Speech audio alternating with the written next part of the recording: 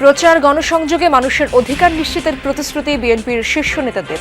কাল উত্তরবঙ্গের ৩ জেলায় তারেক রহমানের জনসভা। বাংলাদেশের মানুষ দেখেছে কাদের দ্বারা দেশের উন্নয়ন, দেশের স্বাধীনতা সার্বভৌমত্ব রক্ষা, গণতন্ত্র সুপ্রতিষ্ঠিত করা এবং সকল উন্নয়ন সুনিশ্চিত করতে পারবে। কাফরুল সহ রাজধানীতে জামায়াত আমিরের গণসংযোগ, জোটের নেতাদের ওপর হামলার অভিযোগ, নিরাপত্তা নিয়ে সংশয়। জনগণ যাকে পছন্দ করবে আমরা সবাই মিলে তাকে পছন্দ করব এবং ওয়েলকাম করব ইনশাআল্লাহ। সিইসির সঙ্গে নতুন মার্কিন রাষ্ট্রদূতের সাক্ষাৎ, জানলেন ভোটের প্রস্তুতি, নির্বাচিত যে কোনো সরকারের সাথে কাজ করার আগ্রহ। He explained to me a great deal about all of the policies, preparations and procedures. বেশি কৌতূহল ছিল পোস্টাল ব্যালট নিয়ে। পোস্টাল ব্যালট নিয়ে আমরা কি করছি, কিভাবে একজন কাউন্ট করা হবে। देश की पूर्व प्रधानमंत्री, बांग्लादेश नेशनलिस्ट पार्टी की चेयरपर्सन बेगम खालिदा जिया के निधन पर यह सभा अपने पूर्व साथियों, उप मुख्यमंत्री सहित शोक व्यक्त करती है। সাবেক প্রধানমন্ত্রী বেগম খালেদা জিয়ার মৃত্যুতে ভারতের পার্লামেন্টে শোক বার্তা, উভয় কক্ষে 1 মিনিট নীরবতা পালন।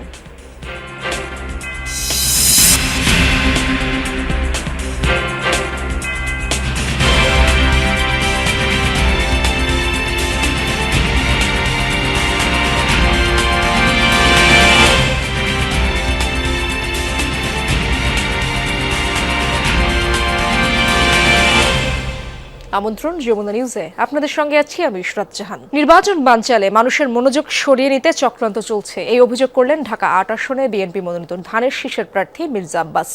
দুপুরে প্রচারণার সময় এমন অভিযোগ করেন তিনি, বলেন মানুষের অধিকার নিশ্চিতে বিএনপি আন্দোলন করেছে, প্রতিপক্ষের ওপর হামলার অভিজ্ঞতা নেই দলটির, বিএনপিকে অপদস্থ করার জন্যই হামলার অভিযোগ করা হয়েছে, তাই কারো উস্কানিতে কান না দেওয়ার আহ্বান জানান মির্জা আব্বাস। এদিকে ঢাকা ১৬ আসনে ধানের শীষের প্রার্থী আমিনুল হক কালশী ও মিরপুর এলাকার প্রচারণা চালান। এ সময় বলেন এই এলাকার মানুষের দীর্ঘদিনের উচ্ছেদ আতঙ্ক দূর করতে স্থায়ী পুনর্বাসনের ব্যবস্থা করা হবে। একই সাথে তিনি সকল ধর্ম ও বর্ণের মানুষের জন্য একটি অসাম্প্রদায়িক ও সম্প্রীতির সমাজ গড়ার প্রতিশ্রুতি দেন। এছাড়া ঢাকা ৪ আসনের বিএনপি প্রার্থী তানভীর আহমেদ রবিন নির্বাচনী প্রচারণা চালান। এদিকে ঢাকা ১২ আসনে ত্রয়োদশ জাতীয় সংসদ নির্বাচনে বিপ্লবী ওয়ার্কার্স পার্টির সাধারণ সম্পাদক ও বিএনপি সমর্থিত প্রার্থী সাইফুল হক ও নিজের পক্ষে প্রচারণা চালান।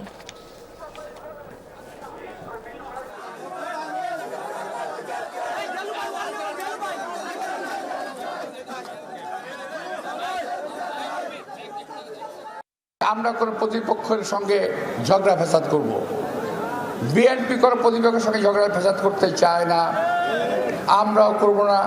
আমাদের নেতা কর্মীদেরকে অনুরোধ জানাবো, যে কোনো উস্কানির মুখে আপনারা শান্ত থাকবেন। আমার এই এলাকায় বেশ কিছু সমস্যা রয়েছে, যেখানে আমি আজকে এখানে দাঁড়িয়ে আছি। আমার এই এলাকায় সবার আগে আমাদের স্থায়ী পুনর্বাসন করা অত্যন্ত জরুরি। রাজশাহীতে আগামীকাল নির্বাচনী সমাবেশে যোগ দেবেন বিএনপি চেয়ারম্যান তারেক রহমান। এরই মধ্যে সম্পন্ন করা হয়েছে সব প্রস্তুতি। দীর্ঘদিন পর প্রিয় নেতার রাজশাহী সফরে উজ্জীবিত দলীয় নেতাকর্মীরা। তারেক রহমানের এই সমাবেশ ঘিরে রাজশাহী, চাঁপাইনবাবগঞ্জ ও নাটোর এই ৩ জেলার বিপুল সংখ্যক কর্মী সমর্থকদের অংশগ্রহণ করবে প্রত্যাশা নেতাদের। সমাবেশে এই অঞ্চলের ভোটারদের কাছে ধানের শীষের পক্ষে ভোট চাইবেন বিএনপি চেয়ারম্যান। শীত মৌসুমে নেই নদীর প্রমত্তার রূপ, বুক জুড়ে জেগেছে নতুন নতুন চর, সেই চরে কৃষকের নতুন ফসলের বুনন। এই পদ্মার বুকেই গড়ে উঠেছে রাজশাহী। মোহাম্মদ টুটুল প্রায় ৫০ বছর ধরে পদ্মায় মাছ ধরেন। এই নদীতেই তার জীবন জীবিকা। এখন আর অতীতের মতো মাছও মিলে না। পদ্মাপাড়ে রাজশাহীতে নির্বাচনী সমাবেশে বিএনপি চেয়ারম্যান তারেক রহমানের আসার খবর এই মৎস্যজীবীর জন্য গুরুত্বপূর্ণ। ২০০, ৪০০, ৫০০ মানুষ যদি খাটকে নিতে, তাহলে মানুষের সুবিধা হবে না, কোনো চিন্তা হবে না, কোনো আমদানি হবে না, নিজস্ব কাজ করবে, খাবে, বাস। লালন দীর্ঘদিন ধরেই পদ্মাপাড়ের মানুষকে নদী পারাপার করাচ্ছেন। দেখেছেন চরের মানুষ, নদীভাঙ্গা বাসিন্দাদের সংগ্রাম। নির্বাচনের উৎসব তাঁকেও ছুঁয়ে যায়। খানিকটা রাজনীতি সচেতন লালনও অনেক প্রত্যাশা নিয়ে অপেক্ষায় তারেক রহমানের বক্তব্য শোনার। বললেন, কেবল প্রতিশ্রুতি নয়, সেসব বাস্তবায়নের অঙ্গীকার চান তিনি। আজ মঞ্চে দাঁড়িয়ে হাজার হাজার মানুষের মুখে আমি একটা বয়ান দিয়েছিলাম, আজ যাই করবো সেই করবো, 5 বছর পর পাওয়া না, আবার হয়তো তসবিহাত করে বলবে যে আমার সামনে করতে পারি, আমাকে আবার চান্স দেন। এই জিনিসটা না হয়, সে যেই ক্ষমতায় আসুক, যে সরকারই আসুক। সাধারণ মানুষের জীবন জীবিকা উন্নত করার লক্ষ্য নিয়েই বিএনপির আগামীর পরিকল্পনা। তা তুলে ধরতে আর বাস্তবায়নের সুযোগ পেতে ধানের শীষের পক্ষে ভোট চেয়ে দেশ জুড়ে ছুটে বেড়াচ্ছেন বিএনপি চেয়ারম্যান তারেক রহমান। বৃহস্পতিবার সকালেই বিমানে ঢাকা থেকে রাজশাহীতে নেমে তিনি যোগ দেবেন হাজী মোহাম্মদ মহসিন সরকারি উচ্চ বিদ্যালয়ের মাঠের নির্বাচনী সমাবেশে, যা স্থানীয়ভাবে পরিচিত মাদ্রাসা মাঠ হিসেবে। মেয়েরা বিএনপিকে ভালোবাসে, খালেদা জিয়াকে ভালোবাসে, জিয়াউর রহমানকে ভালোবাসে। তরুণদের জন্য যে বার্তাটা নিয়ে আসছে, এটা আমাদের সকলেই চিন্তা করছি যে নতুন কোনো বার্তা ইনশাল্লাহ রাজশাহীতে আসবে। বাংলাদেশের মানুষ এবং রাষ্ট্রের মানুষ আমাদেরকে ফোন করে বলছে যে ভাইয়া চেয়ারম্যান সাহেব কখন আসবে, কোন সময় আসবে, ভাই আমরা একটা নজর দেখবো। কৃষিকে একটা ভালো জায়গায় নিয়ে আমাদের কৃষকদের বাঁচাবে, যেহেতু দেশকে বলা হচ্ছে কৃষি প্রধান দেশ। কৃষক বাঁচলে দেশ বাঁচবে, দেশ বাঁচলে দেশের মানুষ বাঁচবে। বিএনপি নেতারা জানান, সমাবেশে 3 জেলার 13টি সংসদীয় আসনের দল মনোনীত প্রার্থীকে সঙ্গে নিয়ে ধানের শীষের পক্ষে ভোট চাইবেন তারেক রহমান। বাংলাদেশের মানুষ দেখেছে কাদের দ্বারা দেশের উন্নয়ন, দেশের স্বাধীনতা সার্বভৌমত্ব রক্ষা, গণতন্ত্র সুপ্রতিষ্ঠিত করা এবং সকল উন্নয়ন সুনিশ্চিত করতে পারবে। মহাজনসমুদ্র, এটি খালি লক্ষ লক্ষ লক্ষ লক্ষ, তার চেয়েও আরও অগণিত লক্ষ ঐতিহাসিক মহাজনসমুদ্র মাদ্রাসা মাঠ হয়ে রাজশাহী মহানগরী ছড়িয়ে পড়বে। রাজশাহীর সমাবেশ শেষে তারেক রহমান যাবেন নিজ পিতৃভূমি ও সংসদীয় আসন বগুড়ায়। সড়কপথে যোগ দেবেন নওগাঁর নির্বাচনী সমাবেশে। 91 নির্বাচনে রাজশাহী অঞ্চলের 39টি সংসদীয় আসনের মধ্যে 35টিতেই জয় পেয়েছিল বিএনপি, 2001-এ 38টিতে। এবার আসন্ন 12 ফেব্রুয়ারি ত্রয়োদশ জাতীয় সংসদ নির্বাচনে বিএনপি 39টি আসনের সবকটিতেই জয় পেতে চায়। স্থানীয় নেতাকর্মীরা বলছেন, বিএনপি ক্ষমতায় থাকাকালীন সময়ে রাজশাহীতে লেগেছিল উন্নয়ন আর অগ্রগতির ছোঁয়া গেল 17 বছর, যা ছিল অবহেলিত। বিএনপি চেয়ারম্যান তারেক রহমানের এই রাজশাহীতে আগমন নেতাকর্মীদের আরও বেশি উজ্জীবিত করেছে, প্রত্যয়ী করে তুলেছে, আর স্থানীয় জনগণের মধ্যে বেড়েছে অনেক প্রত্যাশাও। সাইফুদ্দিন রবিন, যমুনা নিউজ, রাজশাহী। বিভিন্ন জায়গায় প্রচারণার সময় জামায়াত নেতৃত্বাধীন জোটের নেতাকর্মীদের ওপর হামলা চালানোর অভিযোগ করেছেন দলটির আমির ডক্টর শফিকুর রহমান। দুপুরে উত্তর কাফরুল হাই স্কুল থেকে গণসংযোগ শুরু করেন তিনি। এ সময় নিরাপত্তা নিয়েও শঙ্কা প্রকাশ করেন। তবে এই বিষয়ে সংশ্লিষ্টদের সাথে কথা বলে সমাধান খোঁজা হবে বলে জানান আমির। দাবি করেন, জামায়াতের জনসভাগুলোতে ব্যাপক জনসমাগম হচ্ছে, জনগণও বেশ সাড়া দিচ্ছে, কেউ কেউ শৃঙ্খলায় বিঘ্ন ঘটানোর চেষ্টা করছে, এমন অভিযোগ জামায়াত আমিরের।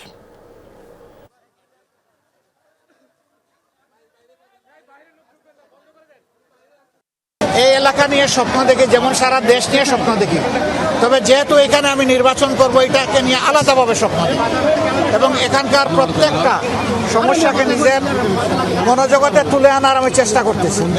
আল্লাহ যদি সুযোগ দেন তার একান্ত মেহেরবানিতে এবং জনগণের রায়ে ভোটে, তাহলে আমরা ইনশাআল্লাহ এই এলাকাকে একটা আদর্শ এলাকা হিসেবে গড়ে তোলার চেষ্টা করব।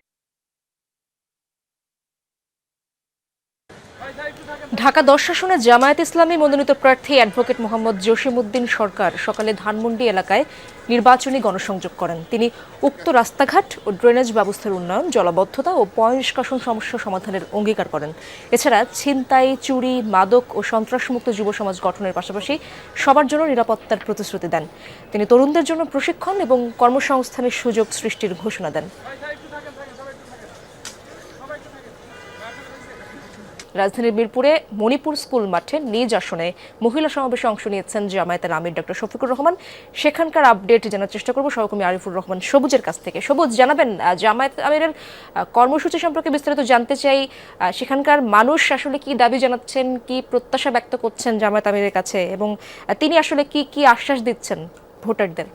ইশরাত এটি জামায়াত আমিরের ঢাকা 15 আসন এবং জামাত আমির এই আসন থেকে প্রতিদ্বন্দ্বিতা করছেন এবং এর আগে তিনি সারা বাংলাদেশেই তাদের জামায়াতের যে নির্বাচনী প্রচারণা সেই প্রচারণায় অংশ নিয়েছেন। আজকে তিনি তার যে নিজের নির্বাচনী এলাকা সেই নির্বাচনী এলাকায় সকাল থেকে প্রচারণা চালাচ্ছেন এবং তারই অংশ হিসেবে আজকে এই মণিপুর বালিকা উচ্চ বিদ্যালয়ে মহিলা সমাবেশে তার যোগ দেওয়ার কথা রয়েছে। 4টার দিকে তিনি আসার কথা ছিল, হয়তো কিছুক্ষণের মধ্যে তিনি এখানে এসে উপস্থিত হবেন, যেহেতু এই সময়টায় আসরের নামাজের কারণে পরপরই হয়তো তিনি এখন এই মুহূর্তে আসরের নামাজের বিরতি চলছে, এর পরপরই হয়তো তিনি এই যে মহিলা বিভাগের আয়োজিত মহিলা বিভাগ এই সমাবেশের আয়োজন করেছে এবং এখানে মহিলা সমাবেশ অনুষ্ঠিত হচ্ছে।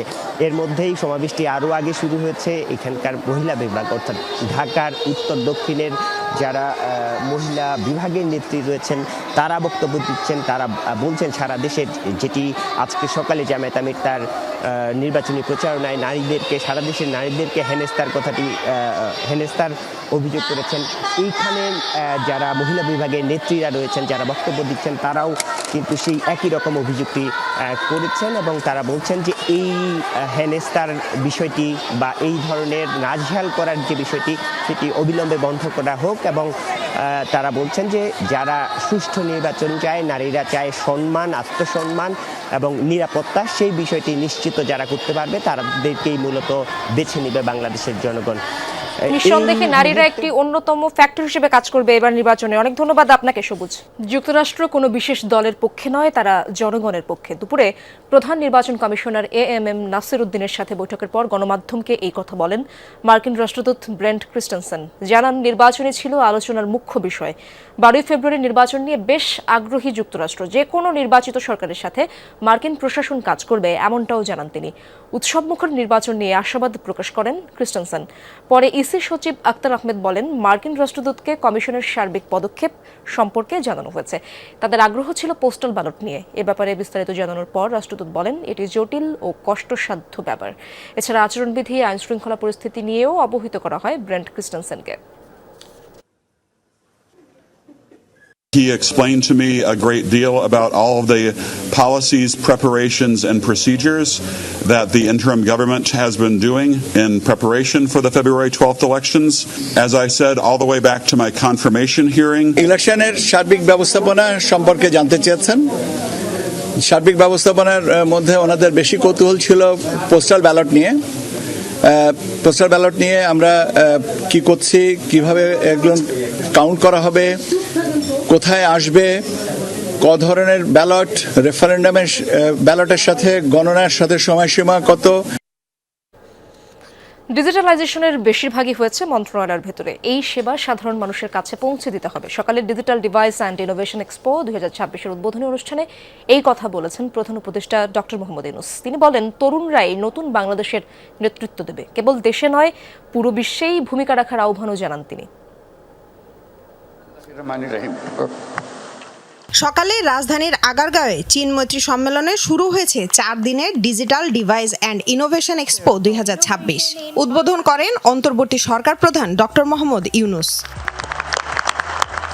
উদ্বোধনী ভাষণে ডক্টর ইউনূস বলেন, প্রযুক্তি খাতে সনাতন চিন্তা ভাবনা নিয়ে আসার প্রবণতা থেকে বেরিয়ে আসতে হবে। প্রধান উপদেষ্টা মহোদয় আসতে পারেননি, কর্মে ব্যস্ত আছেন, সেজন্য তিনি 332 নম্বর এআইকে আজকে পাঠিয়ে দিয়েছেন।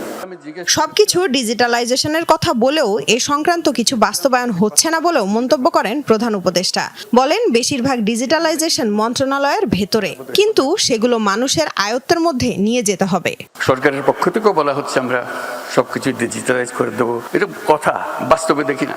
সকল সচিবের সঙ্গে আলাপ করেছে, কেন হচ্ছে না? এই যে হচ্ছে, এই যে আমরা করেছি, আমরা এখানে একটা করেছি, এবং বেশিরভাগ হলো মন্ত্রণালয়ের ভেতরে, তার ডিপার্টমেন্টের ভেতরে। আমি ডিপার্টমেন্টের ভেতরে না, এটা মানুষের কাছে যেতে হবে। ডিপার্টমেন্টের ভেতরে হলে তো আগের মতো রয়ে গেল, শুধু মাঝখানে একটা কম্পিউটার দেখাইলাম, এটা মানুষের আয়ত্তে চলে যেতে হবে। এটি হলো প্রধান উপদেষ্টার আশা কেবল দেশে নয়, তরুণ প্রজন্ম পুরো বিশ্বে গুরুত্বপূর্ণ ভূমিকা পালন করবে।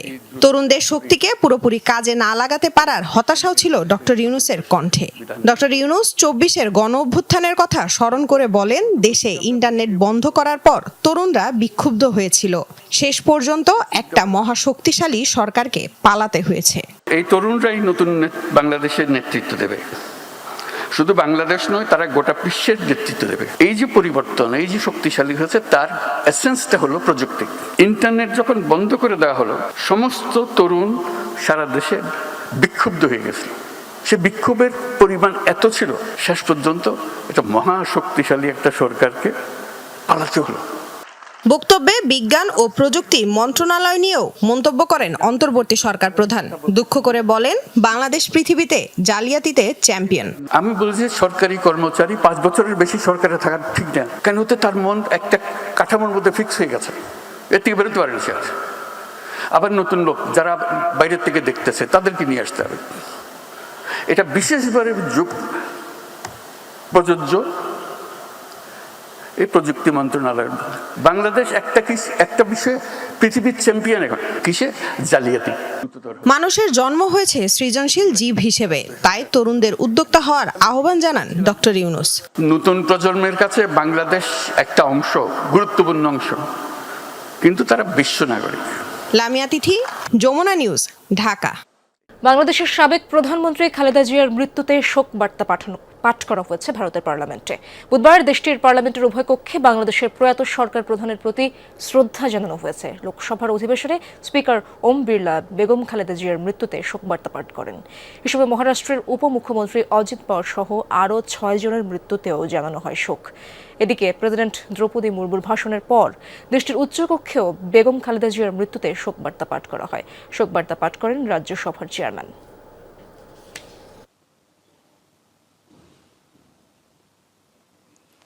ওম শান্তি।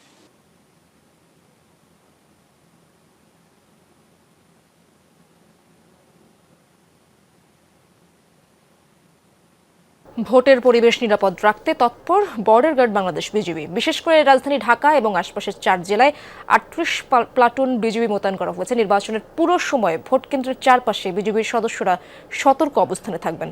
সকালে বিজিবি সদর দপ্তরে নির্বাচনী প্রস্তুতিমূলক মহড়া শেষে এসব তথ্য জানান বিজিবি 5-এর অধিনায়ক। জাতীয় সংসদ নির্বাচন সামনে রেখে বিজিবির নির্বাচনী প্রস্তুতিমূলক মহড়া তল্লাশি চালাচ্ছে বিজিবির বিশেষায়িত K9 ডগ স্কোয়াড ইউনিট। নিরাপদ নির্বাচনী পরিবেশ বজায় রাখতে রাজধানী সহ 4 জেলায় দায়িত্ব পালন করছেন বর্ডার গার্ড বাংলাদেশ বিজিবির 38 প্লাটুন সদস্য। জরুরি পরিস্থিতি মোকাবেলায় প্রস্তুত রাখা হয়েছে rapid action team, quick response force এবং হেলিকপ্টার।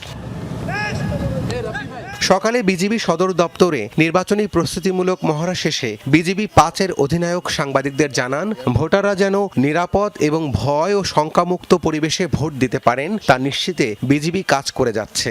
ভোট গ্রহণ এবং নির্বাচন পরবর্তী কার্যক্রম শান্তিপূর্ণভাবে সম্পন্ন করার ক্ষেত্রে আমরা সকলকে সহায়তা প্রদান করব। বিজিবি মোবাইল এবং স্ট্রাইকিং ফোর্স হিসেবে আমাদের বিভিন্ন জায়গায় আমরা দায়িত্ব পালন করব। জাল ভোট বা অনাকাঙ্ক্ষিত পরিস্থিতি তৈরির শঙ্কা দেখা দিলে প্রিজাইডিং অফিসার সহায়তা চাইলে বিজিবি ভোট কেন্দ্রে প্রবেশ করবে। প্রিজাইডিং অফিসার থেকে যে কেউ কোনো ধরনের সাহায্য কামনা করলে আমরা সেখানে যেয়ে আমাদের কার্যক্রম সমাধান করব এবং আমরা দ্রুত অ্যাকশন নেওয়ার জন্য প্রস্তুত থাকব। ভোটের দিন গুরুত্বপূর্ণ পয়েন্টে চেকপোস্ট স্থাপন করে যানবাহন সহ সন্দেহভাজন ব্যক্তিদের তল্লাশি কার্যক্রম পরিচালনার কথাও জানান এই কর্মকর্তা। তল্লাশি কার্যক্রম অব্যাহত রাখবে বিভিন্ন জায়গায়। রাব্বি সিদ্দিকী, যমুনা নিউজ, ঢাকা। লাইসেন্স দেওয়ার ক্ষমতা বিটিআরসির হাতে রেখে সরকারের সম্প্রচার ও গণমাধ্যম কমিশন করার সিদ্ধান্ত জটিলতা বাড়াবে। বিদ্যমান প্রতিষ্ঠানগুলোর অর্ধেকই তাদের কর্মীদের নিয়মিত বেতন দিচ্ছে না। এসব কথা উঠে এসেছে অংশীজনদের আলাপে। সাংবাদিকতার মান নিয়ে কাজ করা উন্নয়ন সংস্থা MRDI আয়োজিত নীতি সংলাপে তারা জানান, সংবাদপত্র বা টেলিভিশন মালিকরা যেন প্রতিষ্ঠানকে রাজনৈতিকভাবে ব্যবহার না করেন এমন অঙ্গীকার আশা করে কর্মীরা। সংলাপে স্বাধীন গণমাধ্যম প্রতিষ্ঠায় অভ্যন্তরীণ সুশাসন নিশ্চিত করার উপর জোর দেওয়া হয়েছে। রাজধানীর ব্র্যাক সেন্টারে গণমাধ্যমে স্বনিয়ন্ত্রণ ব্যবস্থা শীর্ষক নীতি সংলাপ অংশ নেন দেশের শীর্ষ গণমাধ্যম ব্যক্তিত্ব, গণমাধ্যম মালিক, সম্পাদক, শিক্ষক সহ অংশীজনরা।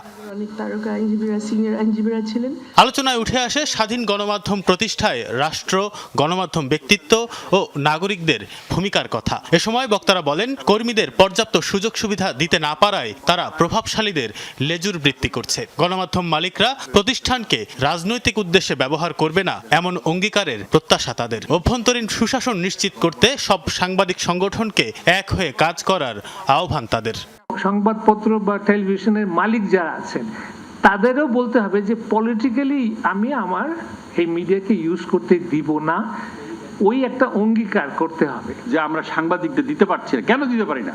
কালকে আমার সব গভর্নমেন্ট বিজ্ঞাপন তো দেয় না, পাবলিক বিজ্ঞাপন যাতে না দেয় সেটাও ফোন করে বলা হয়।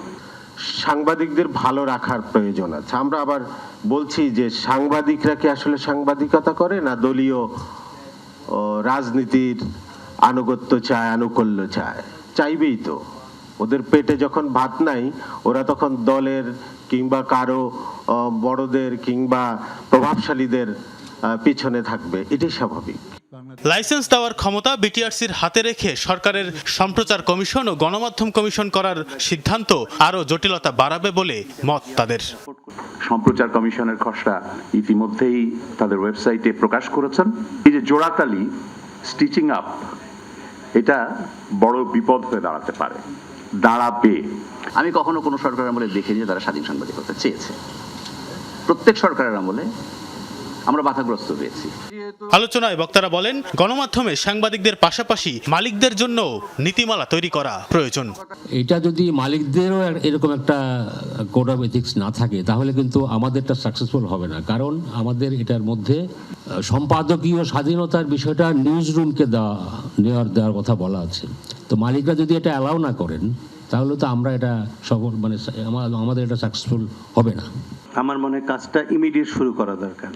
এটার হয়তো ইভ্যালুয়েশন হবে, এটার এক একটা মিডিয়া হাউসের রিয়েলিটি এক এক রকম, তারা সেভাবে হয়তো ইমপ্লিমেন্ট করবে। বাট কাজটা শুরু করলে ডেভেলপমেন্টের একটা ট্রিকল ডাউন ইফেক্ট আছে। ভালো কিছু দেখলে হয়তো আরো 10 জন ফলো করবে।